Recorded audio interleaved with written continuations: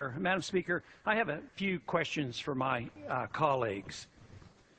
What if our foreign policy of the past century is deeply flawed and has not served our national security interests? What if we wake up one day and realize that the terrorist threat is a predictable consequence of our meddling in the affairs of others and has nothing to do with us being free and prosperous? What if propping up repressive regimes in the Middle East endangers both the United States and Israel? What if occupying countries like Iraq and Afghanistan and bombing Pakistan is directly related to the hatred directed toward us?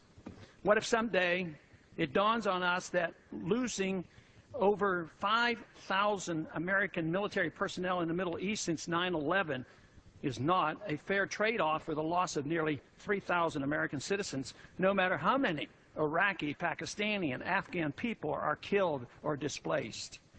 What if we finally decide that torture, even if called enhanced interrogation technique, is self-destructive and produces no useful information, and that contracting it out to a third world nation is just as evil? What if it is finally realized that war and military spending is always destructive to the economy? What if all wartime spending is paid for through the deceitful and evil process of inflating and borrowing? What if we finally see that wartime conditions always undermine personal liberty? What if conservatives who preach small government wake up and realize that our interventionist foreign policy provides the greatest incentive to expand the government?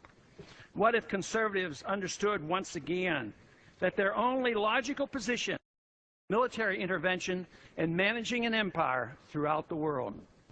What if the American people woke up and understood that the official reasons for going to war are almost always based on lies and promoted by war propaganda in order to serve special interests? What if we as a nation came to realize that the quest for empire eventually destroys all great nations? What if Obama has no intention of leaving Iraq? What if a military draft is being planned for the wars that will spread if our foreign policy is not changed? What if the American people learn the truth, that our foreign policy has nothing to do with national security, that it never changes from one administration to the next?